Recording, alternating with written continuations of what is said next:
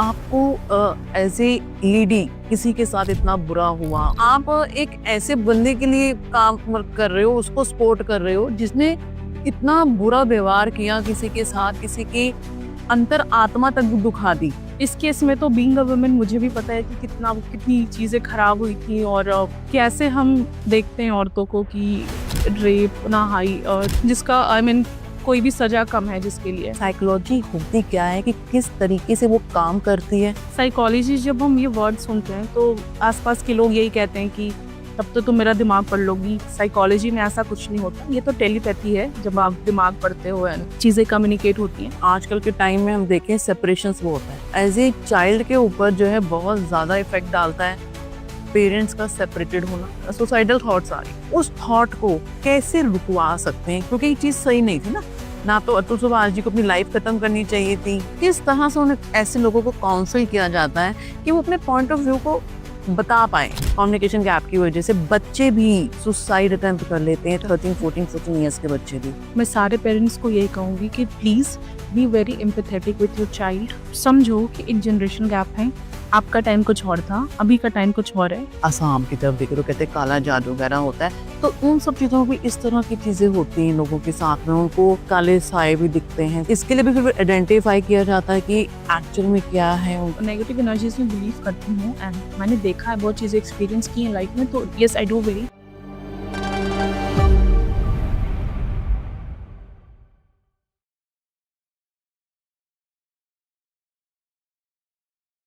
Hello viewers, welcome.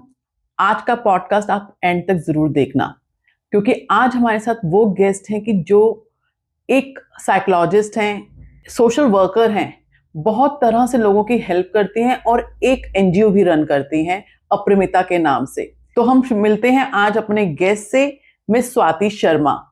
Hello ma'am. Hello, कैसे हैं ma'am आप? मैं बढ़िया, थैंक यू सो मच। सबसे पहले आज हम शुरुआत ये करते हैं कि ये जो लाइन है एनजीओ को रन करना, सोशल वर्क का काम करना, एज ए लेडी आपने किस तरह से इस लाइन को चूज किया? कैसे आपने ये सोचा कि मुझे इस तरफ जाना है? क्योंकि आजकल लोग सिर्फ मेटलिस्टिक चीजों पे हैं और यहाँ पे ये चीज बिल्कुल सेवा भाव है, तो ये सेवा भाव आप में कहाँ से, किस तरह से शुरू हुआ? हाँ, पहले तो thank you so much for having me and मुझे ये अपॉर्चुनिटी देने के लिए। एंड यस, ये जो लाइन मैंने चुना तो मैं भगवान का बहुत शुक्रिया मानती हूँ और मुझे लगता है कि ये शायद उनका विश था, उन्होंने मुझे चुना इस फील्ड के लिए। मैं कैसे आई, कैसे शुरुआत हुई समझ नहीं आया, बस ऐसा लगा कि चीज़ें लाइंड अप होती चली गई। मैं बनी ही इस चीज़ के लिए थी। मेरा फील्ड बिल्कुल डिफरेंट था कि मैं 12th में मैंने साइंस लिया, मुझे कहाँ MBBS करना था और कैसे साइकोलॉजी हुआ। एंड उस वक्त हो नहीं पाया MBBS, फाइनेंशियल और सारी चीज़ों की वजह से, तो साइकोलॉजी परसू किया। एंड शुरुआत मैंने तिहाड़ जेल से करी काम करना। वहाँ पे मुझे इनमेट्स जो होते हैं उनके साथ काम करने का मौका मिला। फिर जो निर्भया गैंग रेप हुआ था 2012 में, उनके जो कल्प्रिट थे उनके साथ काम किया मैंने, उनके मेंटल हेल्थ पे। तो वहाँ से ऐसे ऐसे बहुत सारे हाई प्रोफाइल केसेस मिले। शहाबुद्दीन के केस को देखा, फिर आगे मैं और छोटे NGOs के साथ भी जुड़ी, वहाँ देखा मैंने कि ग्राउंड पे कैसे काम होता है। एंड देन गवर्नमेंट सेक्टर्स में भी काम किया। वहाँ पे जब मुझे कम्युनिटी में जाने का मौका मिलता था एंड मैं बहुत ज़्यादा वो चीज़ मुझे मतलब डिस्टर्ब करती थी, छूती थी कि ये क्या हो रहा है भाई, खाने को नहीं है, किसी के पास पहनने को नहीं है, छोटे-छोटे बच्चे हैं जिनके साथ दुष्कर्म हो रहा है। हम जिन बच्चियों को फ्लाईओवर्स के नीचे देखते हैं माँगते हुए, हम तो उन्हें डाँट के भगा देते हैं, बट कितना ब्रूटैलिटी हो रहा है उनके साथ ये हमें पता भी नहीं है। आपने कहा कि आपने काम किया, शुरुआत की तिहाड़ जेल में। जी। पूरा जैसे आपने कहा कि आप एक साइंस स्ट्रीम से आई, जहाँ पे एक ड्रीम थे हमारे कि हमें डॉक्टर बनना है, MBBS करना है। डेफिनेटली बहुतों के साथ प्रॉब्लम होती है, क्योंकि आज के टाइम में इंडिया में अगर किसी को डॉक्टर बनना है तो 1 से 2 करोड़ रुपए आप लगाओगे तब आप डॉक्टर बन सकते हो, और हर कोई इतना अफोर्ड नहीं कर पाता, तो हमें लाइन चेंज करनी पड़ती है। एक डॉक्टर की थीम से करते हुए एक सोशल वर्कर में आपने निर्भया, जो इतना बड़ा केस था इंडिया के अंदर, इंडिया में मुझे लगता है वर्ल्ड वाइड भी था, क्योंकि बहुत ही ब्रूटल बिहेवियर था वो। जब आप उनके क्रिमिनल से आपने मिले तो मतलब आपका उसमें क्या चीजें रहती थी, किस तरह से आप उनको डील करना होता था आपको, मतलब कि आपको उनकी साइकोलॉजी को समझना होता था? जी। सो पहले जब मैं उनसे मिली तो मेरा भी रिएक्शन ऐसा था कि ओ शिट, अब क्या करना है, क्योंकि I was also one of them जो प्रोटेस्ट कर रही थी। हाँ 2012 में मैं स्कूल में थी एंड हम सब प्रोटेस्ट कर रहे थे, सड़कों पे थे। एक वो था कि अपने स्कूल कॉलेज से you have to protest and चीजें, बुरा लग रहा है। And now as a professional, as a psychologist, आप अपने क्लाइंट को जज नहीं कर सकते, आप अपने बायसेस को बीच में नहीं ला सकते, चाहे वो कोई भी हो। बिल्कुल। तो वहां पे वो चीज थी, तो डिफिकल्टी हुई। एंड हम उनको इनकरेज करते थे through art therapy, music therapies देना, काउंसलिंग सेशंस लेना। कई बार वो ऐसे, मतलब किसी को भी अगर पता चल जाए कि मुझे कल मरना है, तो वो इंसान तो हर दिन मरेगा। बिल्कुल। तो डेथ पेनल्टी आ चुकी थी उनकी तब तक, उनको सजा सुनाई जा चुकी थी, और इसकी वजह से वो काफी गुमसुम रहने लगे थे, शांत रहने लगे थे, खाना पीना भी बंद कर दिया था। तब उनके सेशंस लिए मैंने और धीरे धीरे वो ठीक हुआ। उन्होंने और भी अपना ग्रेजुएशन वगैरह भी जेल से करा, काफी अच्छी पेंटिंग्स बनाता था। तो ऐसे ये जर्नी रही तिहाड़ की। आपको एज ए लेडी किसी के साथ इतना बुरा हुआ और आप एक उस व्यक्ति की हेल्प कर रही हैं जिसने इतना बुरा व्यवहार किया, तो उस टाइम मतलब कि दूसरे को काउंसलिंग करने से पहले अपने अपने आप को एक बहुत बड़ा इवेंट चीज थी वो, कि आप एक ऐसे बंदे के लिए काम कर रहे हो, उसको सपोर्ट कर रहे हो जिसने इतना बुरा व्यवहार किया किसी के साथ, किसी की अंतर आत्मा तक भी दुखा दी, तो उसके लिए आपकी मनोदशा भी मतलब कि बिल्कुल अफेक्टेड होती थी, अफेक्टेड रहती होगी। हाँ। तो होता यूं था कि मैं जब जेल से आती थी घर, तो मैं अपने घर वालों का जीना आराम करती थी। कभी बहन को बताना, मम्मी को बताना, सबको रोना कि आज उसने ये बोला, कल उसने ऐसे बोला। तो मतलब होता है, हमारा भी मेंटल हेल्थ हैम्पर होता है, बहुत होता है, हम उस चीज को सोचते हैं। और कई बार क्या होता है कि आप जब अपने क्लाइंट से बात कर रहे होते हो, आपके अपने ट्रॉमास ट्रिगर हो जाते हैं, डेफिनेटली, है ना। और इस केस में तो बीइंग अ वुमेन मुझे भी पता है कि कितनी चीजें खराब हुई थी, और कैसे हम देखते हैं औरतों को कि रेप ऐसे जैसे इतना हाई, जिसका आई मीन कोई भी सजा कम है जिसके लिए। तो बट ठीक है, प्रोफेशन है तो आई हैव टू, लाइक मुझे उससे बाउंडेड रहना पड़ता है। तो अपने बायसेस, अपने जजमेंट्स को साइड रख के वहां पे बीइंग अ प्रोफेशनल जो ड्यूटी असाइंड है वो तो करना है, बिल्कुल करना है। जब आप उनके साथ कनेक्ट हुए वहां पे, तो उनको कभी भी रियलाइज था कि उन्होंने क्या किया है? कभी उनको वो गिल्ट या कि उनका बिहेवियर ये था या उनकी मेंटल साइकोलॉजी ही ये थी कि उनको क्राइम ही करते आ रहे थे वो लोग? सो मैं जिनके साथ थी उनका ये कहना था कि मैं वहां पे था जरूर, बट मैंने कुछ किया नहीं था। मैं तो अपने फ्रेंड के बुलाने पाया था, जो जेल से छूट गया क्योंकि वो जुवेनाइल था, अंडर 18 था। तो उसको सजा नहीं हो पाई थी, उसको ट्रायल्स पर रखते हैं, ट्रेनिंग्स होती हैं, स्किल डेवलपमेंट होता है ऐसे। क्योंकि हमारे कानून में हम 18 साल से कम के बच्चों को जो जुवेनाइल्स होते हैं सजा नहीं देते, हाँ जी, है ना। उनका रिहैबिलिटेशन होता है बेसिकली। तो and according to him, he was like कि वो तो मेरा फ्रेंड है, हम दोनों तो बिलो 18 हैं, जस्ट बिकॉज कि उसका आधार कार्ड नहीं है वो प्रूव हो गया, और मेरे आधार कार्ड पे है। तो मतलब कुछ दिन का फर्क था, 18, ऐसा नहीं कि बिल्कुल 19, 20, 25 साल। तो उनको ये रहता था कि मैंने तो इतना नहीं किया, बट अगेन आप वहां पे थे ना, यू शुड हैव स्टॉप्ड। हाँ बिल्कुल बिल्कुल। हम तो ऐसे कैसे कर सकते हैं? एक होता है कि कोई रोड से गुजर रहा है, क्राइम होते देख के आंख बंद करके हम आगे बढ़ जाते हैं, बट तुम्हारा दोस्त कर रहा था, तुम रोक सकते थे। वो अगर गेहूं के साथ घुन भी पिस जाता है, तो ये यहाँ पे वो आया कि वो दोस्त के साथ दोस्त का हुआ। तो सबसे पहले तो मेरे लिए, क्योंकि आम जनता हमें यहाँ पे देख रही है, तो सबके मन में सबसे पहले एक ये भी सवाल होता होगा कि आप इस तरह की चीजों को देख रही हैं, उनके साथ उनको फेस कर रही हैं, उन्हें एक अच्छे रास्ते पे लाने की कोशिश कर रही हैं। सबसे पहले तो हम यहाँ पे अपने व्यूअर्स को बताएंगे कि साइकोलॉजी होती क्या है, कि किस तरीके से वो काम करती है, किस तरीके से आप किसी व्यक्ति की दिमागी परिस्थिति को आप थोड़ा ट्रैक पे लेके आ सकते हैं। जी, सो साइकोलॉजी जब हम ये वर्ड सुनते हैं तो आप आसपास के लोग यही कहते हैं कि तब तो तुम मेरा दिमाग पढ़ लोगी, तुम्हें तो पता चल गया होगा मेरे दिमाग में क्या चल रहा है। बट साइकोलॉजी में ऐसा कुछ नहीं होता, ये तो टेलीपैथी है, जब आप दिमाग पढ़ते हो एंड चीजें कम्युनिकेट होती हैं। साइकोलॉजी में बिहेवियर एनालिसिस होता है। ओके।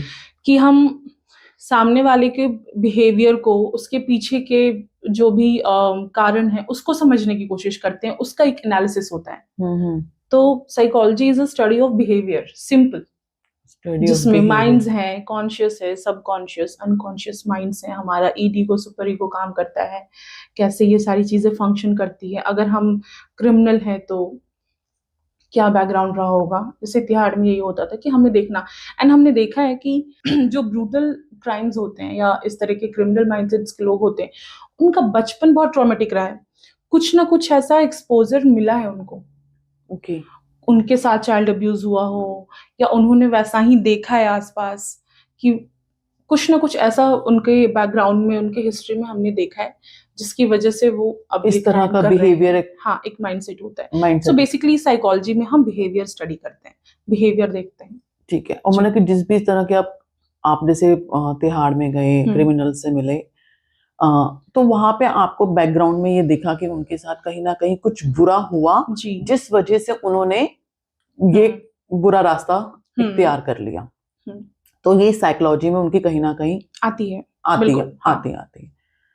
बहुत बड़ी चीज है ये जी, कि क्योंकि जिसको पूरी दुनिया पूरी एक नफरत की निगाहों से देख रही होती है, क्योंकि वो किसी के लिए गलत कर गया तो आज वो क्रिमिनल है, उसके साथ क्या गलत हुआ था वो किसी ने कभी नहीं देखा। और क्रिमिनल भी तो हमारे बीच से जा रहा है ना, आप मैं, हमारे बीच का ही कोई इंसान है। बिल्कुल बिल्कुल। और सबसे बड़ी बात है कि किसी का चाइल्डहुड बहुत इमोशनली वल्नरेबल रहा है, सपोर्ट नहीं मिला, पेरेंट्स इमोशनली अनअवेलेबल हैं, या कोई एक पेरेंट नहीं है, बहुत सारे फैक्टर्स होते हैं, तो ये सब मैटर करता है। बिल्कुल बिल्कुल।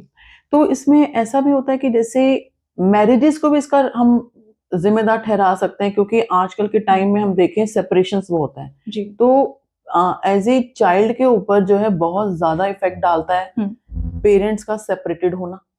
डेफिनेटली उनका चाइल्डहुड पूरा सफर कर जाता है, क्योंकि अगर हम चाहे वेस्टर्न कंट्रीज की भी बात करें तो वेस्टर्न कंट्रीज में भी एक एज के बाद जो है बच्चे अलग होते हैं, लेकिन एक माइनर एज तक वो अपने पेरेंट्स के शेल्टर में ही रहते हैं। बिल्कुल, पेरेंट्स के शेल्टर में रहते हैं। तो वो भी इनकी साइकोलॉजी में आता है, एक ट्रॉमा का।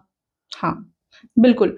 अगर सिंपल सी चीज है कि अगर हम डाइवोर्स के केसेस ही देखें तो बच्चा यदि 5 साल तक का है तो उसकी कस्टडी मदर को जाती है। क्यों? क्योंकि मदर वो इमोशन, वो प्यार, वो चीजें उसमें डाल सकती है। शी इज नर्चरर, वो करेगी, है ना। और जब बच्चे का वो ग्रोइंग एज होता है, जिसको हम सोशलाइजिंग फेज भी बोलते हैं, माँ ही तो सिखाएगी ना, पिता ही तो सिखाएंगे ना, डेफिनेटली, है ना। तो दोनों का बहुत बड़ा रोल होता है। हम कहते हैं कि चलो माँ का मोस्ट इम्पोर्टेंट रोल है, फादर भी इक्वली इम्पोर्टेंट है। पापा कैसे बिहेव कर रहे हैं, पापा का मदर के प्रति या आसपास के प्रति कैसा बिहेवियर है फादर का, ये मैटर करता है। मम्मी पापा की बॉन्डिंग्स कैसी हैं। मैं आपको एक इंसिडेंट बताती हूँ। मेरी क्लाइंट थी and she used to like cry, हमेशा वो रोती रहती थी उनका कि बच्चा सही नहीं है, बच्चा बहुत अग्रेसिव हो रहा है, ये कुछ भी बोलो तो। और वो मात्र 5 साल का रहा होगा, बहुत उल्टा जवाब देता है, स्कूल में अच्छा रहता है, घर आते पता नहीं इसको क्या होता है। बहुत सारी बातें हुई। फिर एक और इंसिडेंट था कि जब भी स्कूल जाने की बात होती है ये बीमार पड़ जाता है। मतलब अगर स्कूल चला गया तो ही इज गुड, वो बहुत अच्छा परफॉर्म करेगा, बट उसको वहां तक ले जाना इज अ टास्क। वो रोना, हमेशा फीवर होना, चेकअप होता है तो कुछ नहीं निकलता, सारी चीजें नॉर्मल हैं। तो बात करते करते, एनालिसिस करते करते कई सेशंस लगे, फिर पता चला कि बच्चे ने ये डिफेंस मैकेनिज्म बनाया था कि माँ बाप बहुत लड़ते हैं, बहुत एक्सट्रीम लड़ाई होती थी उनके माँ बाप में, एंड मदर में बहुत एक्सट्रीम अग्रेशन था। चीजें फेंकना, उल्टी जवाब देना और अपने हस्बैंड पे हावी हो जाना, इस तरीके से करते थे। तो बच्चे ने वो नोटिस किया कि जब मैं बीमार पड़ता हूँ तो मम्मी पापा एक हो जाते हैं। ओके। अब वो बार बार वो चीज करता था, हाँ, कि मैं बीमार हूँ, मैं बीमार हूँ, कि ऐसे मेरे पेरेंट्स एक साथ आ रहे हैं, मुझे प्रोटेक्ट कर रहे हैं, नहीं तो वो आपस में लड़ रहे हैं। हाँ, उसके स्कूल की बात है, उसके तबीयत की बात है, स्टडीज की, तो माँ बाप एक हो रहे हैं। जहाँ पे ये चीजें नहीं है, दोनों फिर से झगड़ा, सेपरेशन की बातें। तो बच्चे ने ये अपना एक वो हैबिट बना लिया था कि मैं बीमार हूँ। ओके, मतलब इस तरह से हम्म वर्क करते हैं, मतलब बच्चों के अंदर भी कितना दिमाग है कि बिल्कुल मुझे बिल्कुल पेरेंट्स बिल्कुल को कैसे एक लाइन में लेके हम्म आना है, तो वो हम नहीं समझ पाते कि बच्चों की क्या। उनको तो समझ आ रही है ना कि माँ बाप दोनों जरूरी है। बिल्कुल बिल्कुल समझ में आ रही है। हम्म जैसे भी आपने कहा कि जैसे हमारे इंडियन लॉ के अकॉर्डिंग हम्म 90% जो कस्टडी मदर को मिलती है, हम्म लेकिन उस टाइम मदर भी तो एक ट्रॉमा से निकल रही होती है, हम्म तो उस टाइम जिस टाइम सेपरेशन होता है, क्या इंडियन लॉ के अंदर कहीं ऐसा भी रूल है कि एज ए हस्बैंड वाइफ की काउंसलिंग सेशन करवा के देखा जाए कि हाँ कौन ज्यादा जो है बच्चे के लिए सही है और बिल्कुल उसकी होता है कस्टडी दी जाए? बिल्कुल होता है। हमारे जो भी लीगल स्टेट सर्विसेज अथॉरिटी है वहाँ पे मीडिएशन सेंटर्स होती हैं। हम्म ऐसा कभी नहीं होता कि आप जाओगे आज डिवोर्स फाइल किया कल को चीजें या ऐसे जज आपको फाइनल कह देंगे हाँ हाँ हाँ ठीक है अलग हो जाना है, नहीं प्रॉपर काउंसलिंग होती है। वहाँ भी साइकोलॉजिस्ट होते हैं, ओके हायर होते हैं, वो काउंसलिंग सेशंस लेते हैं, एक सेशन दो सेशंस होते हैं एंड बच्चे के लिए भी बात होती है, समझाया जाता है, यहाँ तक समझाया जाता है कि आपका बच्चा छोटा है या इसके मेंटल हेल्थ के लिए, इसके डेवलपमेंट के लिए, बेसिकली होलिस्टिक डेवलपमेंट के लिए आप दोनों का साथ होना जरूरी है। तो ये सारी बातें होती हैं। जब समझ में आ जाता है कि अब नहीं रह सकते, बहुत कुछ दिक्कत है, तब फिर सेपरेशन के लिए कोर्ट आगे प्रोसीड करते हैं, जी फिर उसी के बिहाफ पे जो है चीजें सेटल डाउन होती है कि जी जी कस्टडी जी किसके पास हाँ हाँ जाती है, हाँ कि सिर्फ ये रखा जाता है कि फाइनेंशियली कौन स्ट्रांग है। फाइनेंशियली कौन स्ट्रांग है। होता है बहुत सारे केसेस में कि फादर अगर ज्यादा केपेबल हैं या मदर नहीं रखना चाहती, मदर को कहीं और शादी करना है, मूव ऑन करना है, वो नहीं रखना चाहती बच्चा, तो फिर फादर को मिलती है कस्टडी उनकी फादर फैमिली को को। मिलती है, जी लेकिन डेफिनेटली इस पूरे स्टेज के अंदर एक बच्चे का मेंटल ट्रॉमा बिल्कुल की स्टेज आ जाती लाइफ है, टाइम ट्रॉमा लाइफ होता टाइम है, रहता है, वो लाइफ लाइफ टाइम रहता है उसके। चाइल्डहुड मेमोरीज आज भी हम लोग भी इतने डेफिनेटली बड़े बड़े हैं, तो हमें चाइल्डहुड मेमोरी याद होगी कि मेरी मदर या मेरे फादर ऐसा कहते थे, हम ट्रू उनके एग्जाम्पल्स देंगे, देते हैं हाँ देते हैं ना। लेकिन वो बच्चा लाइफ टाइम उसके लिए कुछ नहीं बचा, सिर्फ एक बिल्कुल ट्रॉमा बचा, उसने अपने घर के आसपास माहौल में सिर्फ लड़ाई झगड़ा देखा देखा जो उसके दिल दिमाग में बैठ गया। तो इसमें जैसे ये तो आपने कहा कि जैसे शुरुआत में ही कहा कि साइकोलॉजी क्या है, एक बिहेवियर एनालाइजिंग, राइट। क्या इसके अलावा भी किसी की मेंटल स्टेट जानने के लिए कोई टेस्टिंग, जैसे मेडिकल टर्म्स में टेस्ट होते हैं, हाँ हाँ ब्लड टेस्ट बिल्कुल करवा रहे हैं, कुछ हो रहे हैं, क्या वो भी व्यक्ति की हाँ जानने के बिल्कुल लिए टेस्टिंग भी हाँ होती है? हमारे में लाइक साइकोलॉजी में ऐसे ब्लड टेस्ट नहीं होते, हम्म बट हाँ माइंड मैपिंग के लिए, आपका कॉग्निशन इंटेलेक्ट को समझने के लिए, आईक्यू सुना होगा आपने, हाँ जी तो आईक्यू असेसमेंट कैसे हम बताते हैं कि इसका आईक्यू तेज है कम है, वो एक टेस्टिंग होती है। बट कुछ सेट्स ऑफ क्वेश्चंस होते हैं जो बच्चे से या जिनका भी करना है उनसे करवाया जाता है। फिर मान लीजिए कुछ इशू है, ट्रॉमा है जो रिजॉल्व नहीं हो रहा, तो प्रोजेक्टिव टेक्निक्स भी है बहुत सारे, जैसे रोशाक एक आकृति देखी होगी बचपन में कि हम थ्रेड में इंक लगा के बुक के बीच में रख के ऐसे ऐसे खींचते थे, है ना, आकृति बनती थी। तो उसी तरह के कुछ टेस्ट आकृतियां होती हैं, उसको रोशाक इंक ब्लॉक टेस्ट बोलते हैं, वो करवाया जाता है। टीएटी होती है, बहुत सारे ऐसे टेस्टिंग मेजर्स अवेलेबल हैं। कॉर्पोरेट में आप चले जाओ तो एक मायर्स ब्रिग टेस्ट है, एमबीटीआई, वो किया जाता है पर्सनालिटी को देखने के लिए। बहुत सारे टेस्ट यानी अवेलेबल कि हैं। मेंटल स्टेट को जानने के लिए, जैसे अगर मैं मेडिकल टर्म्स की बात करूं, तो हमने ये देखा है कि किसी को अगर भूलने की प्रॉब्लम हो रही है तो सबसे पहले डॉक्टर कहते हैं कि आप एमआरआई कराओ। हाँ लेकिन अगर हमें किसी की मेंटल स्टेट जाननी है सिर्फ, तो उसके लिए भी हमारे पास मल्टीपल टेस्टिंग्स हैं, टेस्टिंग बिल्कुल है, इन्वेंटरीज टेस्ट इन्वेंटरीज सब हैं। टेस्ट सब अवेलेबल हैं। यहाँ तक जैसे अभी रिसेंटली हम मैरिजेस के ऊपर ही बात कर रहे हैं, तो मैं अभी रिसेंट बहुत ज्यादा केस देखा, आपने अतुल सुभाष जी का जी देखा, जी एक केस मैंने जहाँ पे अपनी वाइफ के बिहेवियर की वजह से या कोर्ट के में जस्टिस ना मिलने की वजह से उन्होंने सुसाइड अटेम्प्ट किया। साथ ही साथ एक केस मैंने ये भी सुना बहुत ज्यादा, जो सोशल मीडिया पे भी बहुत ज्यादा आ रहा है, कि एक पायलट लेडी जिन्होंने बॉयफ्रेंड के साथ कुछ अनबन हुई या जो भी उन्होंने अपने पॉइंट्स रखे थे, उसका उन्होंने सुसाइड कर लिया। तो उस टाइम जो एक इंसान सुसाइड कर रहा है, मतलब कि मुझे लगता है कि आप अपने आप को एक पिन भी मारना ना अपने आप को बहुत मुश्किल होता है, तो बहुत मुश्किल होता है।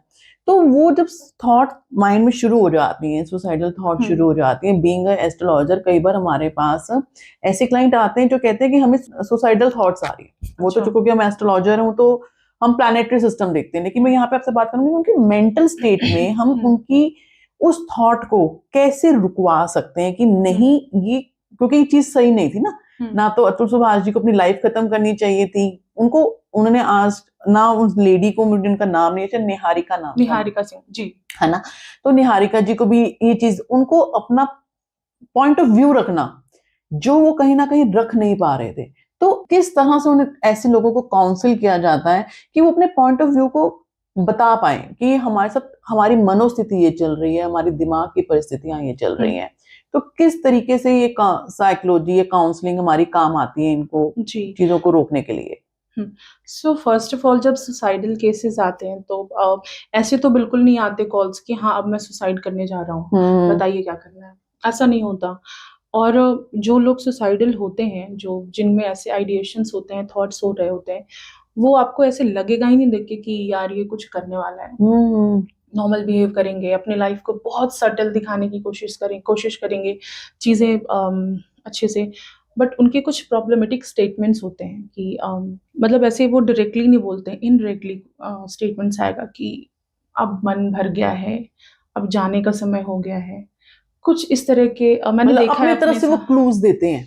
क्लूज नहीं, मे बी हमें समझ नहीं आता। अब अगर हम एक नॉर्मल फैमिली में रह रहे हैं, अब मैं बोलूंगी मेरा मन भर गया है, तो नहीं समझ में आएगा मेरे पेरेंट्स को कि ये क्यों बोल रही है ना। और अतुल के केस में जो मुझे लगता है कि इतनी ज्यादा, क्योंकि उन्होंने ऐसा किया उनके साथ, of course he is earning, वो पैसे भी उनके नहीं है, उनका बच्चा भी वो मिल नहीं पा रहे हैं, प्लस आप इतना एलिमनी दोगे तो माँ बाप भी उनके डिपेंडेंट है उनपे, हाउ विल ही मैनेज, वो बहुत बड़ी चीज है। एंड प्लस इतना हैरेसमेंट, उल्टे सीधे केसेस लग रहे हैं, नेचुरल सेक्सुअल ऑफेंसेस, ये वो, तो इंसान, और ये बहुत बड़ी चीज है कि जब आप एक छोटे जगह से आते हो और आप उस पोजीशन पे आते हो, एंड उसके बाद जब ये केसेस लगते हैं, हमें लगता है यार खत्म हो गया, सब कुछ खत्म हो गया, जो पूरी 40 साल की मेहनत थी खत्म हो गई। एंड बीइंग अ सोसाइटी भी हमारा फेलियर है कि हम लोगों को सपोर्ट नहीं करते हैं। हमें लगता है कि अच्छा, मजाक उड़ाने में हम सबसे आगे निकल जाते हैं, अगर किसी के साथ कुछ हुआ तो हमें एम्पैथाइज करना ही नहीं आता। हाँ बिल्कुल राइट।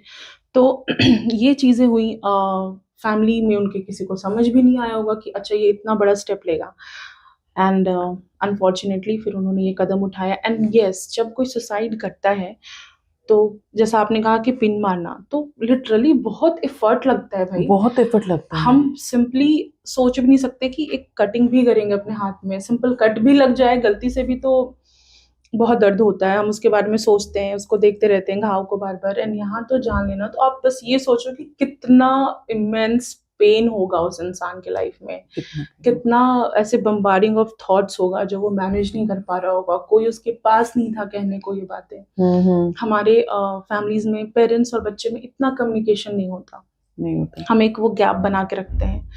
तो अगर ये चीज़ ना हो, मुझे जो लगता है कि अगर हम अपने बच्चों के साथ फ्रेंडली बिहेवियर रखें, बातें करें खुल के, अच्छा क्या चल रहा है, ये बच्चा कोई बात नहीं, हो जाएगा, सब है, मैं हूं ना तुम्हारे साथ, या हम बातें करें, शायद अतुल में और उनके पेरेंट में इतना वो बॉन्डिंग होती, वो कह पाते कि पापा मम्मी एक्सप्रेसिव होते, या उनको भाई, सुनने के लिए कोई होता। सुनना बहुत, मतलब जब आप काउंसलिंग साइकोलॉजिस्ट की बात करो तो ये काउंसलिंग में सबसे बड़ी चीज सुनना होता है, एक्टिव लिसनिंग। बिल्कुल। और कितनी बार होता है कि इंसान जो आया है हमारे पास, वो सुन के ही बता के, जिसको कैथारसिस बोलते हैं, कि मतलब मेंटल वॉमिटिंग, कि आप सब कुछ बोल दो, सब कुछ कर दो, फिर वो रिलैक्स, मैम अब अच्छा लग रहा है, किसी ने सुन लिया मुझे।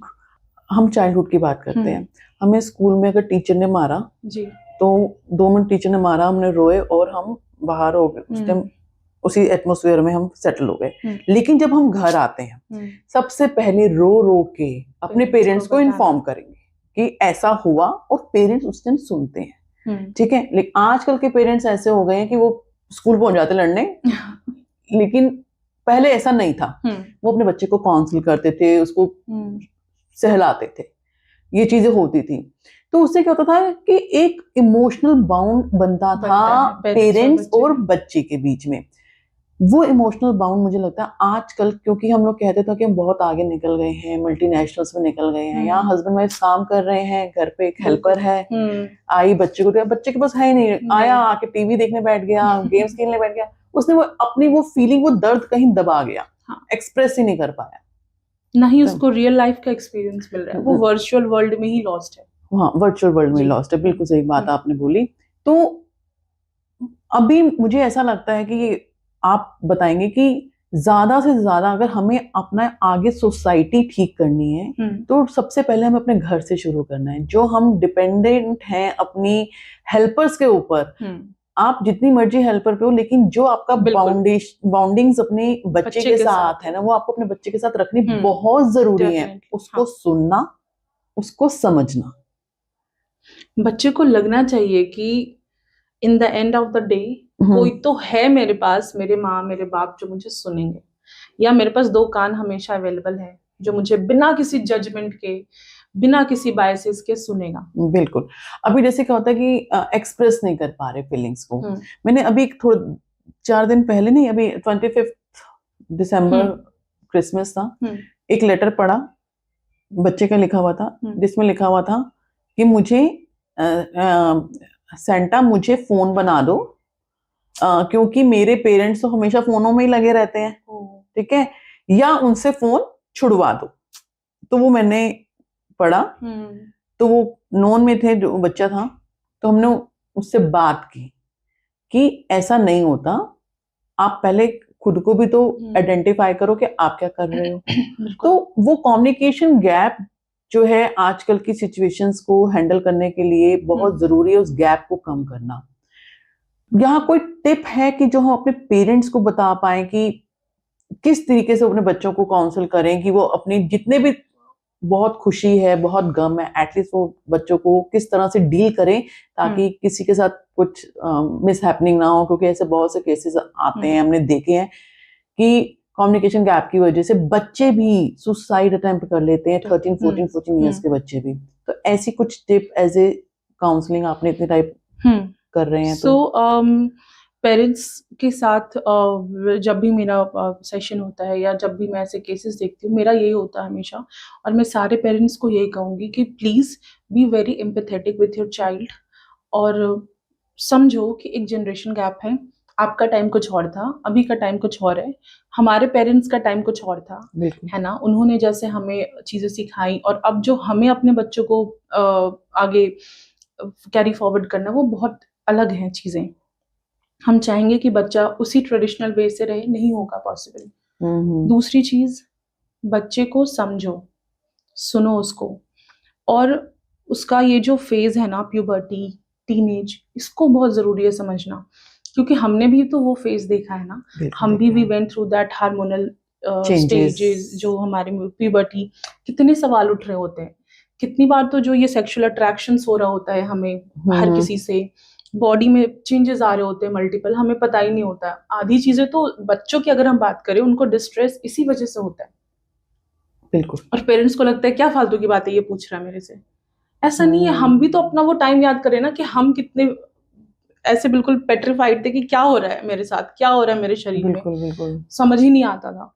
उस टाइम पे कहा जाता था कि इन्फैचुएशन हो गया। हाँ। तो पेरेंट्स, ठीक है हमारे पेरेंट्स ने नहीं करा, बट अब हम तो कर सकते हैं ना अपने बच्चों से कि बेटा ऐसे ऐसे हमारी बॉडी है, बेसिक बायोलॉजी तो हम समझा ही सकते हैं।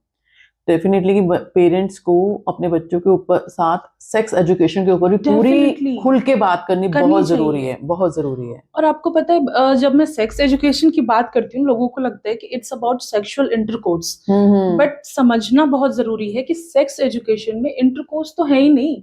बिल्कुल। सेक्स मतलब लिंग, महिला, पुरुष या ट्रांसजेंडर, 3 लिंग है। अब उनके जो जेंडर रोल्स हैं उसकी बात होती है वहां। आपका फिजियोलॉजी क्या है, आपके बॉडी क्या है, कैसे काम करती है, क्या हार्मोन्स हैं, क्या टीनेज में होगा, क्या प्यूबर्टी में हो रहा है आपके साथ, आवाज में चेंजेस आएंगे, आपके प्यूबिक हेयर्स आएंगे, आपके ब्रेस्ट इनलार्जमेंट होगा, बहुत कुछ ऐसी चीजें हम उनको समझाएं। पीरियड्स शुरू होंगे, हम लड़कों को बता सकते हैं दाढ़ी आएगी, मूंछ आएगी, बच्चा हार्मोनल स्टेज है हमारा, अट्रैक्शंस होते हैं, समझना है इन चीजों को।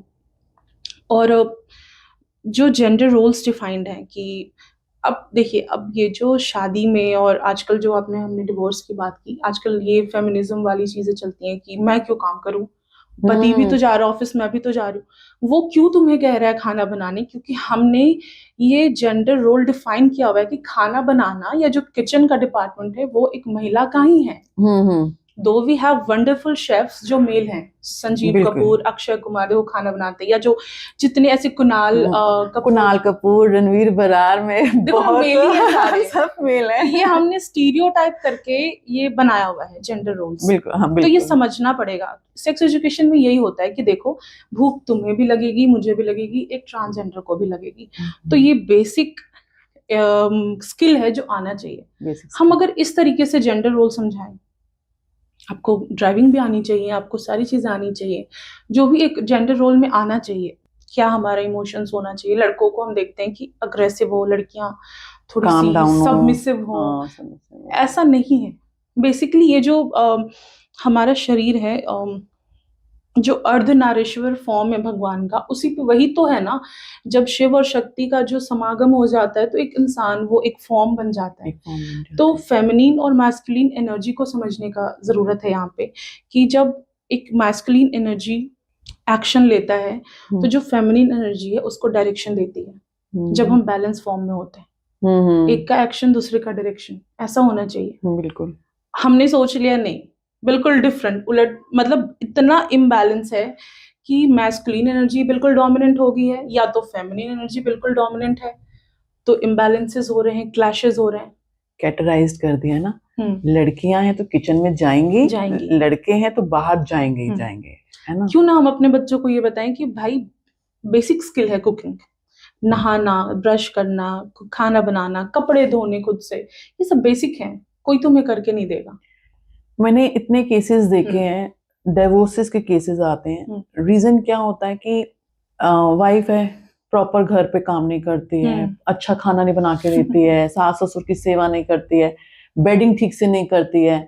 तो बेसिक नीड क्या है कि हमारी बेसिक एजुकेशन, हमारा कल्चर, ये चेंज होने की जरूरत है कि हम बेसिक, चाहे वो लड़का है या लड़की है, उसको दोनों के स्किल सेट्स दे।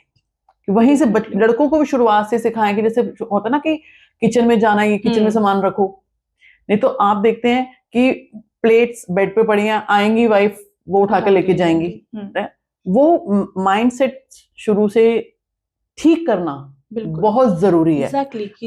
वो टाइम है चेंज करने का अपने, क्योंकि जब पुराने टाइम पे भी अगर आप जाते हैं, अगर हम सतयुग की भी बात करें ना, गुरु द्रोणाचार्य वगैरह के बारे में बात करते हैं, किसी के बारे में बात करते हैं, तो जिससे लोग गुरुकुल में पढ़ने जाते थे, तो वहां पे चाहे राजा थे, चाहे रामचंद्र रहे, चाहे जितने भी रहे, खुद से काम, सब कुछ, खाना बनाना है, सब कुछ सिखाया। बिल्कुल बिल्कुल। ये जितनी हम मॉडर्न चीजों में आए हैं तो हमने कैटेगराइज्ड किया।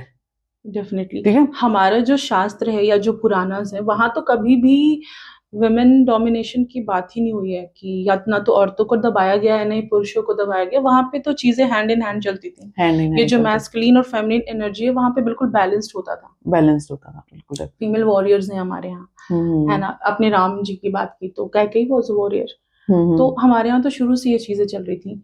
अब हम वेस्टर्न कल्चर को जब अडॉप्ट करने में आए ना, तो हमने ना डिफरेंट इधर के रह गए ना उधर के रह गए। बहुत ही अजीब सा हमने कर लिया खुद को कि बेसिकली जो चीजें थी ना कि हमारी महिलाएं भी शिक्षित थी। एंड अगर आपको किसी को गिराना है या उसको जड़ से खत्म करना है, उससे शिक्षा को छीन लो। तो जब इन्वेजन्स हो रहे थे इंडिया में, तो हमारे से सबसे पहले शिक्षा को खत्म किया गया कि औरतें, या जितना अशिक्षित होंगे लोग उतना इजी होगा इन पे रूल करना। तो ये हुआ, एंड अभी तक वो कैरी फॉरवर्ड हो रहा है। सबसे पहले जरूरत ये है कि हम अपना पहले वाला कल्चर को अडेप्ट करें। हाँ। क्योंकि अगर हम चाहते हैं एक सभ्य समाज जहां लड़का और लड़की दोनों बराबर हों, इस तरह की मिस बिहेविंग किसी के साथ ना हो, तो शुरुआत तो हर किसी को अपने घर से करनी है। हर किसी को अपने घर से करनी है। तो इसी को हम आगे करते हुए, बहुत से लोगों को काउंसलिंग की जरूरत पड़ रही है, मल्टीपल चीजों की, जैसे मैरिजेस, मैंने एक मुद्दा उठाया आपके साथ, ऐसे बच्चों को लेके भी। तो यहाँ पे एक सवाल ये भी उठता है कि जिस टाइम बात करते हैं कि हमें एक काउंसलर के पास जाना है, तो वो कैसे डिसाइड करें कि हमें एक साइकोलॉजिस्ट की, मनोचिकित्सक की और साइकोलॉजी में, दोनों में क्या डिफरेंस है? कैसे एक आम आदमी जान सकता है कि मुझे किसकी जरूरत है? जी। सो बेसिकली जो साइकियाट्रिस्ट मनोचिकित्सक होते हैं, उनके पास एमबीबीएस डिग्री होती है। जो प्रॉपर नीट का एग्जाम दे के एमबीबीएस करते हैं, फिर वो साइकोलॉजी में, मतलब उनका जो साइकियाट्री है उसमें वो अपना पीजी वगैरह करते हैं। तो बेसिकली वो एक डॉक्टर हैं, जैसे हम बाकी ऑर्थो के पास जाते हैं, गायनी के पास जाते हैं, वैसे एक साइकियाट्रिस्ट है। मतलब they are authorised for giving you medicines. Okay. वो आपको दवाई देंगे।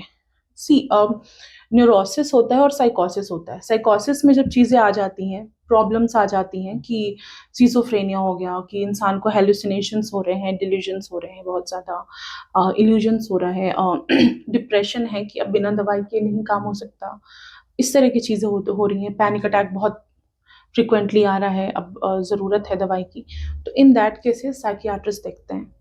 ओके। हाँ, और जब हमें लगता है कि हम अपने डेली लाइफ को नहीं बैलेंस कर पा रहे हैं, जो स्ट्रेस था कि रिलेशनशिप्स में कॉन्फ्लिक्ट्स आ रहे हैं और समझ नहीं आ रहा मैं कैसे एक ह्यूमन बीइंग जो फुली फंक्शनिंग होता है, मैं फंक्शन ही नहीं कर पा रहा हूँ। मतलब मेरा स्ट्रेस अब इतना हो गया है कि I am not able to manage my things. तो फिर आप काउंसलिंग सेशंस ले सकते हो, कॉग्निटिव बिहेवियरल थेरेपीज होती हैं वो ले सकते हो, जो आपको एक काउंसलिंग साइकोलॉजिस्ट या क्लिनिकल साइकोलॉजिस्ट कर सकते हैं। हमें दवाई देने का ऑथराइजेशन नहीं होता है, बट हम काउंसलिंग करते हैं। और जो एमफिल करके या पीएचडी करके जो क्लिनिकल साइकोलॉजी को चूज करते हैं, वो असेसमेंट्स भी करते हैं, बेसिकली डायग्नोसिस कि Okay. अच्छा ये जो आप टेस्ट की बात कर रहे थे, तो वो क्लिनिकल साइकोलॉजिस्ट भी करते हैं। ओके। जी, सो तीनों में ये डिफरेंस है। डिफरेंस है। डेफिनेटली व्यूअर्स को भी समझ में आया होगा कि अगर किसी को क्या राइट डायरेक्शन चूज करनी, यहाँ से पता चलेगा उन्हें। आपने बात की सिजोफ्रेनिया। जी। ये दिस टाइम मैंने सुना सिजोफ्रेनिया के बारे में कि, लेकिन जब अब बचपन से चीजें चल रही हैं, किसी की एक अच्छी मेंटल स्टेट, टीन एज भी क्रॉस कर ली, अच्छी एजुकेशन कर ली, और उसके बाद एकदम से उसके साथ कुछ ना कुछ अजीब सी चीजें होने लग जाती हैं, तो इसके भी कुछ शुरू के कुछ सिम्टम्स होते हैं या एकदम से ये मैक्स बड़े लेवल पे ही बहुत सारे फैक्टर्स हैं सिजोफ्रेनिया में। जेनेटिक्स भी देखा जाता है कि क्या आपके जीन में भी है, किसी को रहा है फैमिली में, या फिर एक हम इन्वायरमेंटल फैक्टर भी बोलते हैं कि अब हमारा जो प्रेजेंट सिनेरियो इतना स्ट्रेसफुल है, इतना ज़्यादा स्ट्रेस का एक्सपोजर मिल रहा है कि हम सिजोफ्रेनिक हो सकते हैं, वहाँ भी चांसेस होते हैं। बहुत सारे कारण हैं सिजोफ्रेनिया होने के, बट हम ये नहीं कह सकते कि अगर बाय बर्थ सिजोफ्रेनिया नहीं है तो नहीं होगा। किसी भी स्टेज पे हो सकता है। हाँ। किसी भी स्टेज पे हो सकता है। क्या मेडिसिन से कंट्रोल होता है? बिल्कुल मेडिसिन से कंट्रोल होता है, और मैं ऐसे भी 1-2 पेशेंट्स को जानती हूँ जो अभी काम कर रहे हैं, though they were schizophrenic but they are working. हमने सिजोफ्रेनिया के बारे में बात की शुरुआत की, लेकिन एक थोड़ा सा अगर आप बताएं कि सिजोफ्रेनिया होता क्या है? जी, सिजोफ्रेनिया में बेसिकली क्या होता है, हेलुसिनेशंस, मतलब ऐसा लगता है कि आवाज़ें सुनाई दे रही हैं, कुछ चीज़ें दिखाई दे रही हैं, या कुछ स्मेल आ रहा है, जबकि वो किसी और को नहीं आ रहा।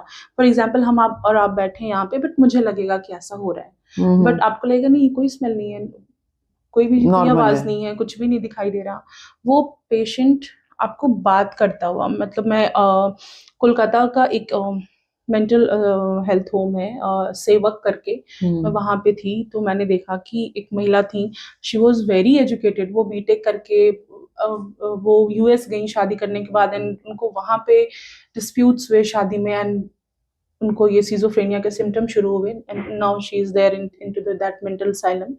एंड वो बैठे बैठे she was Bengali and Satyajit Ray से बातें करती थी।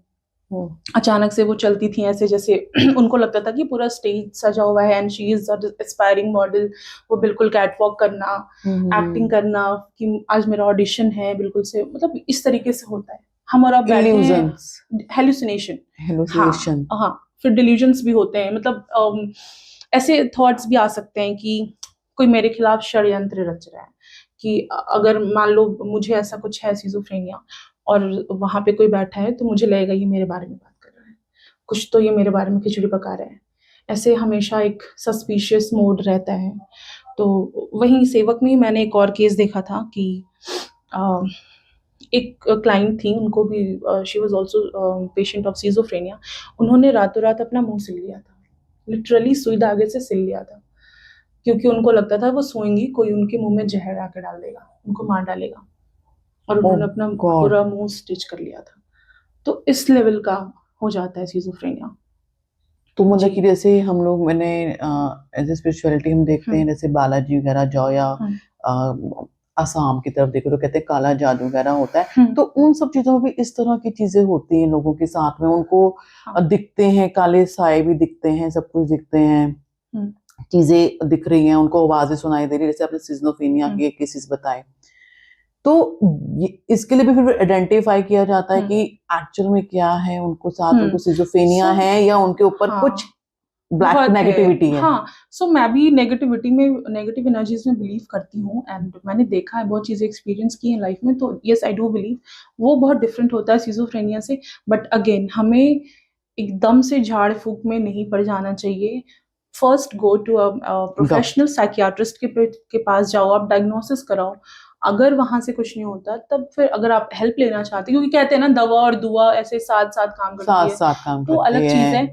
बट ऐसा भी होता है कितनी बार कि इंसान को सिजोफ्रेनिया है या कोई पैरानॉइड डिसऑर्डर है, कुछ और भी है, और यहाँ पे पूजा पाठ चल रही है, उसके पास मेडिकल ट्रीटमेंट नहीं दिया जा रहा हो रहा है। हाँ, तो तो डेफिनेटली ये नहीं होना चाहिए। मतलब हम विश्वास करें, अंधविश्वास ना करें। बिल्कुल बिल्कुल। इसमें तो यानी कि दोनों चीजें, आपको मेडिकल ट्रीटमेंट की भी जरूरत है, वही आपकी है। बात, हाँ, दवा और हाँ, दुआ दोनों की हाँ, जरूरत है हमें। क्योंकि सिजोफ्रेनिया में मुझे अब जैसे मैंने जिनका केस बताया, उनको जब सत्यजीत रे या करण जौहर दिख रहे हैं तो उनको कोई भूत नहीं दिख रहा है ना, Yes, वो हाँ। उनको हेलुसिनेशन ही हो रहा है एक्चुअल में। बिल्कुल बिल्कुल। हाँ, तो ये है कि अब अगर वहां पे हम उनको किसी के पास ले जाएं वैसा कि हाँ भाई उतारा कर दो एंड ऑल, तो फिर उनकी लाइफ तो और खराब होगी। और खराब एटलीस्ट यहाँ पे ट्रीटमेंट होगी तो थोड़ा तो कंट्रोल में आ जाएगा, अगर बहुत वर्स हो चुका है। हाँ, मतलब हम सिंपल लैंग्वेज में बात करें कि सिजोफ्रेनिया वो है कि जो उसने चीजें देखी हैं उसको उसी चीजों के बारे में आभास हो रहा है, यानी कि अगर वो कहीं किसी को, जैसे हमने मूवीज देखी हैं, कहीं पे भी आपकी सुई अटक सकती है, मतलब आप रियलिटी से कट हो जाओगे। आज 2024 है या दिसंबर है या संडे है मंडे है, वो पता ही नहीं होता बेसिकली, आप कट हो जाते हो रियलिटी से। हाँ, जब किसी से चाइल्डहुड में स्टोरीज सुनी तो वो स्टोरीज में अटक के रह गए। जैसे हमने एक मूवी देखी थी विद्या बालन की, मंजुलिका, भूल भुलैया, हाँ भूल भुलैया, जहाँ पे वो था कि वो क्योंकि वो स्टोरी सुनती थी तो वो वहीं पे खुद को वहां पे इमेजिन करने लग गई थी, तो हम काइंड ऑफ कह सकते हैं, इसको कह सकते हैं। तो आपने इतने सारे केसेस जैसे बताए, काउंसलिंग के बाद क्या इन लोगों को फर्क पड़ता है? जी, सिजोफ्रेनिया में कोई काउंसलिंग नहीं होती, क्योंकि अगर जो इंसान रियलिटी में ही नहीं है उसको आप क्या काउंसलिंग करोगे। बट हाँ, जो केसेस आते हैं एंजाइटी के आते हैं, या स्ट्रेस है, किसी को एंजाइटी है, फोबिया है, या कॉन्फ्लिक्ट्स चल रहे हैं, वो अपने लाइफ में बैलेंस नहीं बना पा रहे हैं, तो फिर काउंसलिंग काम करती है। काउंसलिंग काम करते बिल्कुल, डेफिनेटली। तो कितने काउंसलिंग सेशंस इनको करने पड़ते हैं कि जिससे इनको लगे कि अब मुझे फर्क पड़ रहा है? मैम मैं ऑनेस्टली बताऊं तो क्या होता क्या है कि लोग आते हैं काउंसलिंग लेने, 4-5 सेशन के बाद उनको अच्छा लगने लगता है कि अच्छा ठीक है अब चीजें सही हो रही हैं, सॉर्टेड लग रहा है, एंड वो भाग जाते हैं कि अब तो हो गया। एंड फिर रिलैप्सिंग फेज आता है एंड उनको लगता है फिर हो गया, अब तो I am not able to manage. जबकि और सेशन के लिए हम ऐसा नहीं कह सकते कि हाँ 12 सेशंस भी लग सकते हैं, और समटाइम्स एक्चुअली क्या है कि सेशन साल तक चलती हैं।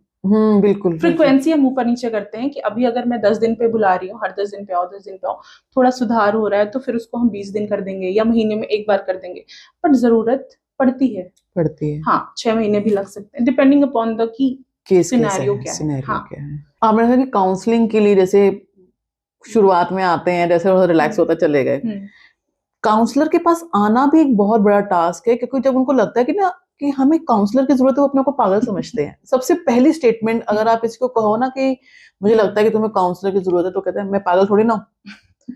तो इस चीज को हम इस चीज को हम एक आम आदमी में कैसे बताएं कि पागलपन के लिए काउंसलिंग नहीं होती है? डेफिनेटली वहां पे दवाई होती है। हाँ, ये काउंसलिंग है आपको अपने आप से मिलाने की।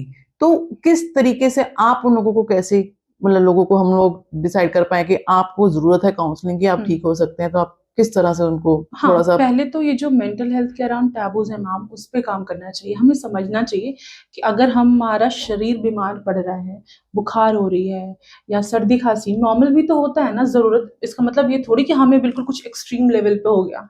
नॉर्मल लेवल पे भी हमें सर्दी बुखार हो रहा है, जुकाम हो रही है, वैसे ही हमारा मन भी थक सकता है, बीमार पड़ सकता है, एंड आपको वहां पे एक प्रोफेशनल की हेल्प लग सकती है। होता है ऐसा, बिल्कुल और उसको समझना बहुत जरूरी है कि आपका mental as well as physical health equally important है। बिल्कुल क्योंकि मेंटल हेल्थ अगर खराब है, आप स्ट्रेस नहीं मैनेज कर पा रहे हो, लाइफ में जो बैलेंस है वो हो नहीं पा रहा है, तो कितने साइकोसोमैटिसिज्म हम बोलते हैं कि मतलब जो साइकोलॉजिकल इश्यूज हैं उसका सोमा यानी बॉडी, उसका अब फिजियोलॉजिकल सिम्टम्स आने शुरू हो जाते हैं, हेडेक रहता है, हार्ट अटैक्स तक आते हैं स्ट्रेस की वजह से। बहुत कुछ, बहुत एक्सट्रीम चीजें हो सकती हैं, पेन रहता है, समझ ही नहीं आ रहा, बहुत कुछ होता है। तो समझने की जरूरत है कि आप पागल नहीं हो, जैसे हमें सर्दी हो रही है वैसे हम आज स्ट्रेस्ड हो सकते हैं, और हो सकता है कि अब हमारा स्ट्रेस इतना ज्यादा हो गया है कि now I am not able to manage, अब मुझे नहीं समझ में आ रहा है कि कैसे चीजों को करना है बैलेंस, तो उस वक्त आप प्रोफेशनल के पास जा सकते हैं और आप बिल्कुल पागल नहीं हैं। बिल्कुल ठीक है, आप एक सिर्फ सिंपल सा एक मेडिसिन लेने जा रहे हैं, बस अब समझ लो वही है। और काउंसलिंग्स में भी क्या होता है कि हमें ट्रेनिंग दी जाती है, and please go to a professional only. आजकल बिजनेस भी है साइकोलॉजी का बहुत है, तो उससे बचें, फिल्टर लगा के चूज करें अपने साइकोलॉजिस्ट काउंसलर को वाइजली, एंड गो कि मेरे एक सर हैं, आरसी त्रिपाठी नाम है उनका, is very renowned in the field of psychology, Allahabad university में प्रोफेसर हैं। उनकी एक लाइन मुझे बहुत अच्छी लगी थी कि साइकोलॉजिस्ट बन रहे हो, काउंसलर, ज्ञान मत देना, कभी गुरु मत बनना, चुपचाप सुनना। तो ये चीज मुझे बहुत, और मैंने देखा है कि बहुत सारे काउंसलर से ज्ञान, अच्छा ये हो रहा है, ये कर लो, ये हो रहा है, नहीं करना है, वो तुमसे नहीं लेने आया है। सी, जब हम स्ट्रेस्ड आउट होते हैं ना, तो ऐसे उलझे हुए होते हैं, बेसिकली बिल्कुल उलझे हैं, हमें पता नहीं एंड पॉइंट कहाँ है। तो बीइंग अ साइकोलॉजिस्ट हम बस आपका हाथ पकड़ते हैं उस एंड पॉइंट तक जाने में, हम ज्ञान नहीं देंगे, मेरा भी ज्ञान का भंडार उतना ही है जितना आपका है। बस आप जो उलझन में हो ना, उसको हम सुलझाएंगे साथ में, और उस एंड पॉइंट तक जाएंगे। सॉल्यूशन भी आपके पास है, मैं कोई सोल्यूशन नहीं देती कि हाँ एक काम करो ऐसे करते, नहीं, वो मेरा इंडिविजुअल एक्सपीरियंस है ना, कैसे मैं कह दूं कि जो मेरा सोल्यूशन है वो आपके लिए कारगर हो सकता है, नहीं होगा। तो सोल्यूशन भी उस इंसान के पास ही होता है, बस उसको कोई सुन ले, उसके अंदर से चीजें निकल जाए, थोड़ा सा जो दिमाग रेस्टलेस हो रहा है उसको एक रैशनल मिल जाए, एक लॉजिक मिल जाए, तो अपने आप वो काम डाउन होता है और फिर चीजें सॉर्ट आउट होती हैं। डेफिनेटली वही बात आ गई, जो हमारे पास कम्युनिकेशन गैप है वो दूर होना बहुत जरूरी है। डेफिनेटली कोई हो हमें सुनने को, वो भी बिना जजमेंट, बिना बायसेस के। बिल्कुल, ये सबसे बड़ी बात कही हाँ, आपने। हम किसी से बोलने में डरते हैं ना, मैं किसी को बताऊं यार मेरे साथ ऐसे हुआ, सबसे पहला तो आता है अब सामने से ज्ञान आएगा, तो ये कर ले, अदरवाइज अच्छा तूने भी कुछ किया होगा। हाँ, सबसे पहले थॉट ये आती है कि अगर मैं इसको बताऊंगा तो ये सोचेगा कि मेरे बारे में क्या सोचेंगे, डेफिनेटली सामने वाले के जजमेंट से हम डर जाते हैं, तो वो चीजें बहुत ज्यादा मैटर करती हैं। तो उन सब चीजों को हटके आपको एक ऐसा पर्सन चूज करना है जो आपके लिए, आपने बिल्कुल ठीक वर्ड कहा कि बायस ना हो, आपको आराम से सुने, पेशेंसली। अभी हम जैसे इसी चीजों के ऊपर बातें करते हुए आ रहे हैं काउंसलिंग के ऊपर, तो किन किन सिनेरियोज पे, जैसे मैंने देखा है कि जैसे कई बच्चों के साथ अब्यूज हो जाता है, तो उस सिचुएशन के बाद पेरेंट्स को अपने बच्चे को कैसे डील करना चाहिए, कैसे उनको काउंसिल, क्योंकि एकदम से छोटे बच्चे को तो वो कहीं पे लेके नहीं आएंगे, वो बच्चे के लिए तो ऑलरेडी ट्रॉमा है उनके साथ हुआ। तो बच्चे को पेरेंट्स किस तरीके से काउंसिल करें, या आपके पास कभी इस तरह का कोई केस आया जो आपको लगा कि मुझे भी काउंसिल करने में परेशानी हो रही है, मुझे कैसे इसको टेक्निक देनी है? हाँ, टेक्निक तो नहीं, बट हाँ बच्चों के साथ होती है।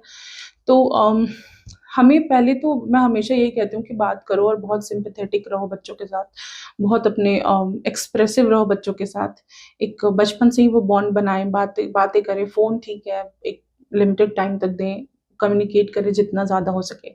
और दूसरी चीज़, जो अगर चाइल्ड के साथ अब्यूज़ हुआ है, कुछ प्रॉब्लम हुई है, चाहे वो सेक्शुअल अब्यूज़ हो या कुछ भी हो, उस वक्त आपको समझना होगा कि जो विक्टिम है उसकी कभी कोई गलती नहीं है, ना ही उसकी इज्जत जाती है।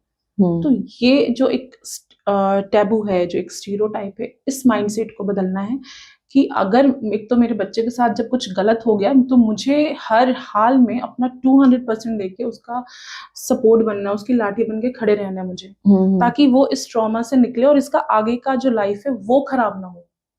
क्योंकि यही होता है कि अगर बच्चे के साथ चाइल्ड अब्यूज हुआ है, उसकी पूरी लाइफ खराब होती है। एक बच्ची आई थी मेरे पास एंड बहुत होनहार है, MBBS की तैयारी कर रही थी, एंड उसके ग्रैंडफादर ने उसको सेक्सुअली अब्यूज किया था बहुत सालों तक, एंड कोशिश करते थे वो। एंड अब सोचो ना, वो कभी बोल नहीं पा रही है। एक वो डर है कि मैं कैसे बोलूं, पापा हैं, दादाजी हैं, तो वो भी रहता है कि कैसे मैं बोलूं। बहुत ज्यादा घर के अंदर और 24 घंटे वो जो है अब्यूजर सामने है उसके आंख के, कितना स्ट्रेस हो रहा होगा। एंड फिर एक वो किसी धार्मिक स्थल पे जा रहे थे एंड वहां पे वो फूट फूट के रोने लग गई बहुत सालों के बाद, मतलब अब वो जब इतनी बड़ी हो गई एंड रो रो के फिर उसने बताया। तो आप होता है ऐसा बच्चों के साथ, एंड वहां पे उनके फादर मदर की मैं दाद देती हूँ कि उन्होंने उनको प्रोफेशनल हेल्प के लिए लाया, खुद उसके सपोर्ट बने कि बच्चा कोई बात नहीं, तुमको जो करना है हम हर वो एक्शन लेंगे, हर पॉसिबल चीजें करेंगे। तो ये होना चाहिए कि पेरेंट्स वहां पे खड़े हो जाएं आपके लिए, पिलर्स बन के खड़े हो जाएं। बिल्कुल, डेफिनेटली पिलर्स बन के खड़े हो जाएं। लेकिन ये भी बहुत बड़ी चीज है कि आप अपने घर में या अपने रिश्तों में ही आपका अब्यूज हो रहा है। एंड चाइल्ड अब्यूज मोस्टली घरों में ही होता है, बाहर में आपका बच्चा कितने समय जा रहा, बाहर में उन बच्चों के साथ हो रहा है मैम जो शायद फ्लाईओवर्स के नीचे रह रहे हैं, जिनके पास कोई साधन नहीं है। लेकिन जो घरों में बच्चे रह रहे हैं, कौन अब्यूज कर रहा है उनको? घर वाले करते हैं, और सबसे ज्यादा लड़के अब्यूज होते हैं। अच्छा जी, मेल चाइल्ड सबसे ज्यादा अब्यूज होता है। हमें लगता है ये क्योंकि उनको शिकार बनाना बहुत आसान है ना, कोई समझेगा नहीं, क्योंकि रेप तो लड़कियों का होता है। तो सबको लगता है ठीक है, एंड दूसरी बात वो बता नहीं पाएगा, सबको लगेगा इसके साथ कैसे रेप हो सकता है। अच्छा, इसलिए उनको शिकार बनाना बहुत इजी है बच्चों को। मुझे लगा था कि बेबी गर्ल्स के साथ भी होते हैं, बट जो मेल चाइल्ड है उनका आंकड़ा बहुत हाई है। अगर आप NCRB का डेटा, मैं एग्जैक्ट कोट नहीं करूंगी क्योंकि मुझे याद नहीं, बट डेटा है ऐसा कि आप लड़कों के साथ ज्यादा हो रहा है।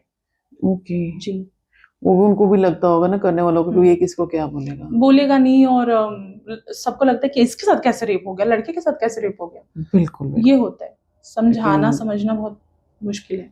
जी, मेरे को सुनने के बाद भी ऐसे लग रहा है स्ट्रेसफुल कि अच्छा मेल्स के साथ ज्यादा तो बना बहुत ही अलग ही चीज है। आपने हमने जिस तरह की बात की इसका अब्यूज के लिए, तो हम अपने बच्चे की मेंटल हेल्थ को ठीक रखने के लिए ऐसा क्या करें कि उनकी मेंटल हेल्थ, क्योंकि सबसे ज्यादा जरूरी है, क्योंकि फिजिकल हेल्थ पे, उनकी हाइजीन पे सब ध्यान दे रहे हैं, मेंटल हेल्थ पे ध्यान नहीं दे रहे। नहीं, बिल्कुल नहीं दे रहे। तो उस मेंटल हेल्थ को ध्यान देने के लिए हम क्या स्टेप्स ले सकते हैं? हाँ, मैं एक जनरल आइडिया देती हूँ इंस्टेड ऑफ कि सिर्फ बच्चे की। पहले बात ये समझना होगा कि हम कितना भी इम्यूनिटी बूस्ट कर लें, कितना भी ठंड में हम च्यवनप्राश खाएं, ये खाएं, वो खाएं, हेल्दी चीजें खाएं, फिर भी तो हम बीमार पड़ जाते हैं ना। एक आध बार तो सर्दी जुकाम या कुछ ना कुछ चीजें अफेक्ट कर जाती हैं हमें। बस ये हमारा मेंटल हेल्थ है। हम क्योंकि 365 डेज आप खुश नहीं रह सकते, तो थोड़ा सा स्ट्रेस हो सकता है, या मे बी लाइफ टाइम ऐसा कभी महसूस हो सकता है कि now I can't take it, अब नहीं हो पाएगा मुझसे। तो दिस इज अ साइन कि आपको प्रोफेशनल हेल्प लेनी चाहिए। हाँ, बट आप ट्राई करें। मैं सबसे यही कहूँगी कि थोड़ा मेडिटेशन, थोड़ा सा योगा को अपने लाइफ में लाइए, ब्रीदिंग एक्सरसाइजेस पे थोड़ा सा फोकस करें। एंशियस जब हम होते हैं तो मतलब एंजाइटी क्या होती है ना कि एक अनचाहा खतरा होने लगता है महसूस, कि मैं यहाँ बैठी हूँ, कहीं ये पंखा मेरे ऊपर गिर गया तो, मैं जा रही हूँ, एक्सीडेंट हो गया तो, एक इस तरह का होता है स्टेट, मतलब एक अनसर्टेनिटी होती है, फियर होता है अनसर्टेन सा। तो आप थोड़ा सा ब्रीदिंग एक्सरसाइज वगैरह करेंगे तो आप काम रहोगे। बाहर का एक्सपोजर ज्यादा लो, खेल कूद, बच्चों के लिए आउटडोर एक्टिविटीज बढ़ा दीजिए, कि फोन का आप टाइम लिमिट लगा दो कि इतने देर मिलेगा, चाहे तुमको रोना है, जो करना है करो। एंड आप लिख के ले लो कि आपका बच्चा 4 दिन रोएगा, 5वें दिन से फिर हाँ ठीक है, उसको समझ में आ जाएगा कि अब मुझे फोन नहीं मिलने वाला इतनी देर से ज्यादा, तो अब रो के भी फायदा नहीं है। जब हम उसको आउटडोर एक्टिविटीज में ज्यादा एंगेज कराइए, end of course child abusers भी होते हैं तो बी माइंडफुल तब भी, एंड लाइफ में योगा, हेल्दी डाइट्स को भी शामिल रखें। डेफिनेटली सबके साथ ही है ये चीज, तो योगा, मेडिटेशन। तो इसी तरह से जैसे मैरिजेस वगैरह होते हैं, तो मैरिज के से पहले भी काउंसलिंग लेने की जरूरत होती है? बिल्कुल। मुझे लगता है कि हम कुंडलियाँ मिलाते हैं, ये सारी चीज़ें करते हैं। उससे पहले कुछ और चीज़ें भी हम मिलवाएँ। अगर लग रहा है कि हाँ हम अपने फाइनेंसेस डिस्कस करें कि हम कैसे शादी के बाद अपने फाइनेंसेस को मैनेज करेंगे, कैसे घर चलाएँगे, जेंडर रोल्स के ऊपर बात करें कि पार्टनर को समझने में हेल्प मिलेगी कि कहीं मेरा पार्टनर जो है वो वही रूढ़िवादी सोच तो नहीं रखता। तो ये सब चीज़ जानने की कोशिश करें एक दूसरे के साथ समय बिता के, सो दैट आगे जो कॉन्फ्लिक्ट्स हैं वो थोड़े कम हो जाए। आगे इन्हीं चीज़ों को लेके किच-किच होती है ना कि काउंसलिंग्स, हाँ, हाँ, मतलब तो बहुत आपस में भी बात करें और अगर लग रहा है कि सेशन लेना चाहिए तो सेशंस भी ले सकते हैं। चाहे वो आपस में एक दूसरे का डिस्कशन करें, और अगर मेजर प्रॉब्लम लग रहा है तो तो काउंसलर फिर साइकोलॉजिस्ट के हाँ, पास। जी, काउंसलर बिल्कुल, की हेल्प बिल्कुल, लें। हाँ। तो अभी हमें किस तरीके से, जैसे अपने हम कहें कि मैरिज के टाइम पे भी हुँ। या किसी भी तरह का ट्रॉमा होता है तो हमें काउंसलर की जरूरत होती है, लेकिन एक डेली नीड के हिसाब से वो क्या स्टेज होती है जहां पता चलता है कि हमें एक काउंसलर की जरूरत है? ठीक है। अब देखिए, अगर हम 10th बोर्ड की बात करें तो हमें स्ट्रेस होता है ना कि कैसे होगा, पढ़ रहे हैं रात-दिन। बट द टाइम हमारा एग्ज़ाम होता है, अच्छा हो या बुरा हम रिलैक्स हो जाए, अरे यार हो गया, चलो लेट इट गो। वो स्ट्रेस मैनेजेबल था। बट अगर हम मैनेज नहीं कर पा रहे, हम एग्ज़ाम दे के आए हैं, फिर भी सारे लोग एन्जॉय कर रहे हैं और हम वहीं अटके हैं कि क्या गलती हुई, क्या सही हुआ, कैसे वैसे खाना-पीना सब छोड़ के बैठे हैं, बात नहीं कर रहे हैं, आपस में बिल्कुल कम्युनिकेशन नहीं हो रहा। हमें लग रहा है कि यार ये थॉट मेरा पीछा ही नहीं छोड़ रहा है, 24 घंटे मेरे दिमाग को ऑक्यूपाई करके रखा है इधर-उधर। मतलब आपकी पूरी सोशल सर्किल कट हो रही है, जो चीज़ों को आप एन्जॉय करते थे, अब आप कर नहीं पा रहे हो, आपको मज़ा नहीं आ रहा है, लग रहा है कुछ नहीं है। तो I think this is the alarming sign कि अब आपको प्रोफेशनल हेल्प लेनी चाहिए। अब खुद से मैनेज नहीं हो पाएगा, तब आप साइकोलॉजिस्ट की या फिर आप साइकियाट्रिस्ट की एज पर द डायग्नोसिस मदद ले सकते हैं। बहुत बहुत थैंक यू मैम, इतनी सारी गाइडेंस देने के लिए। हमारे व्यूअर्स को डेफिनेटली उनको इस पूरी पॉडकास्ट से समझ में आएगा कि उन्हें कब एक काउंसलर की जरूरत है, और काउंसलिंग लेने से आपको कोई भी एक टैग नहीं दे रहा कि आप बिल्कुल नहीं पागल हैं या आप वो हैं, आप सिर्फ अपनी मेंटल हेल्थ ठीक कर रहे हैं। बिल्कुल। तो चलिए व्यूअर्स, मैम के साथ कभी भी आपको कुछ काउंसलिंग सेशन वगैरह कुछ लेना है तो आपको इनकी डिटेल्स हमारे डिस्क्रिप्शन बॉक्स में मिल जाएंगी। और आपको हमारा आज का पॉडकास्ट कैसा लगा हमें आज कमेंट बॉक्स में जरूर बताइएगा। हमें इतना प्यार देने के लिए आप सबका बहुत बहुत धन्यवाद।